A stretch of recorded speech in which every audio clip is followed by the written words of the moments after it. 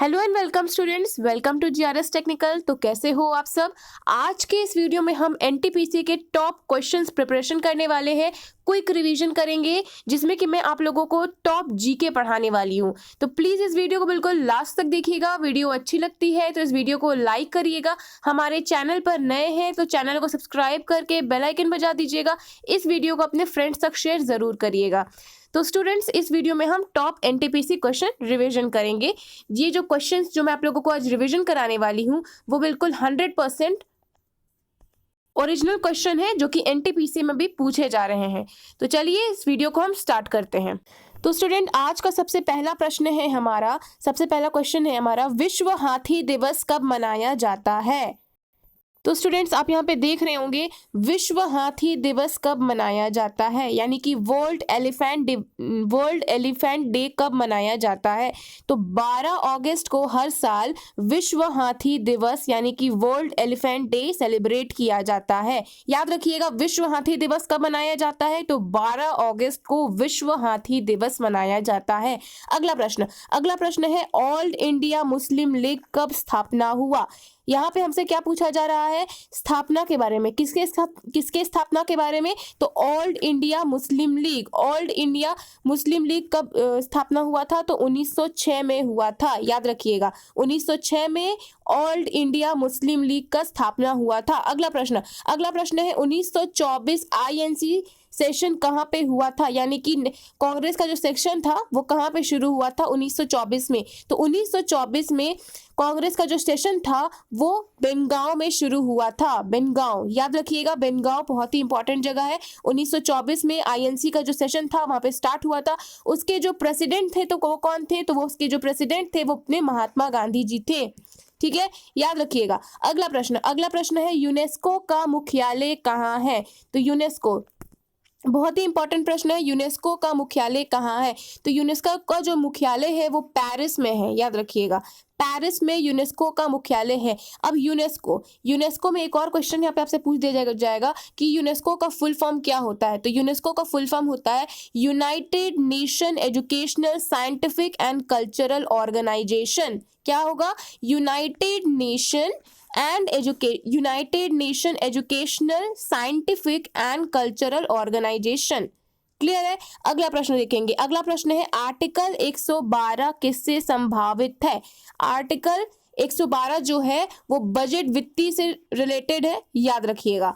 अगला प्रश्न है, 1857 विद्रोह कब हुआ था। 1857 जो विद्रोह हुआ था वो 10 मई 1856 को हुआ था। यहाँ पे आपसे बैटल पूछ रहा है 1857 का कब हुआ था, तो 10 मई 1856 को हुआ था। अगला प्रश्न है, सरदार सरोवर डैम कहाँ स्थित है। तो सरदार सरोवर डैम जो है वो नर्मदा नदी पे सिचुएटेड है। और नर्मदा नदी कहाँ पर है, तो वो गुजरात में है। पूरा बात आपको लिखना पड़ेगा। जब आपसे क्वेश्चन पूरा पूछ रहा है तो जवाब भी आपको पूरा देना है। पूछा क्या जा रहा है आपसे यहाँ पे, सरदार सरोवर डैम कहाँ स्थित है, तो वो नर्मदा नदी पे स्थित है जो कि गुजरात में है। ठीक है। अब अगला प्रश्न है हमारा, गांधी सागर डैम कहाँ स्थित है। अब हमसे यहाँ पे क्या पूछा जा रहा है, गांधी सागर डैम के बारे में। तो वो कहाँ पे स्थित है, तो गांधी सागर जो डैम है वो मध्य प्रदेश में है और वो चंबल नदी पर बहता है। याद रखिएगा, गांधी सागर डैम कहाँ है, तो मध्य प्रदेश में है। कहाँ स्थित है, तो चंबल नदी के ऊपर स्थित है। अगला प्रश्न देखेंगे जल्दी से स्टूडेंट्स। हम क्वेश्चंस में आप लोगों को कवर करवा रही हूँ ना, सारे के सारे इंपॉर्टेंट हैं। तो बिल्कुल ध्यान से सुनिएगा और बिल्कुल ध्यान से रिवीजन करिएगा, क्योंकि यही सारे जो क्वेश्चंस हैं वो आपके एनटीपीसी में पूछे जा रहे हैं।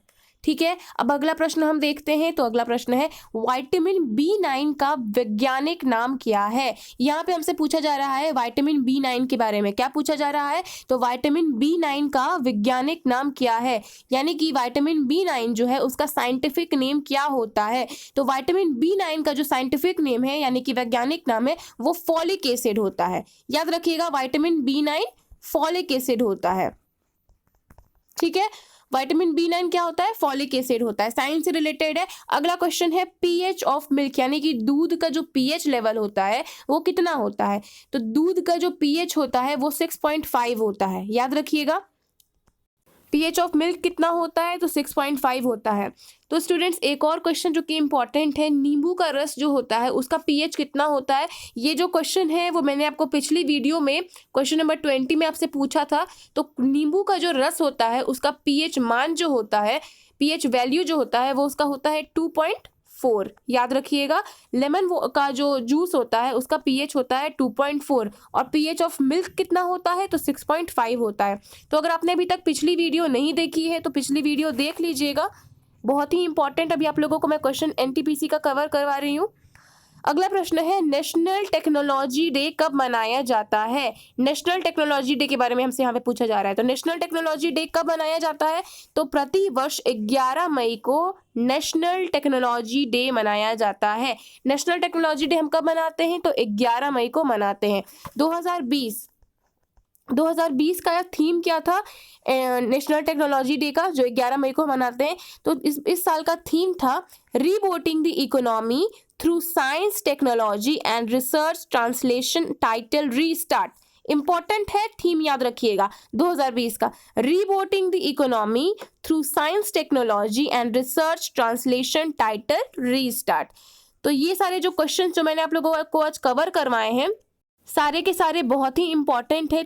तो प्लीज़ अगर आपको ये वीडियो अच्छी लगी है तो इस वीडियो को लाइक ज़रूर करिएगा। हमारे चैनल पर नए हैं तो चैनल को सब्सक्राइब करके बेल आइकन बजा दीजिएगा, क्योंकि मैं आप लोगों को मैथ्स के, रीजनिंग के सारे क्वेश्चंस धीरे धीरे कवर करवाने वाली हूँ। और अगर आपने हमारी पिछली वीडियो नहीं देखी है जो कि एनटीपीसी से ही रिलेटेड है तो ज़रूर जा करके देखिएगा, क्योंकि वहाँ पर भी मैंने आप लोगों को बहुत सारे क्वेश्चंस कवर करवाए हैं।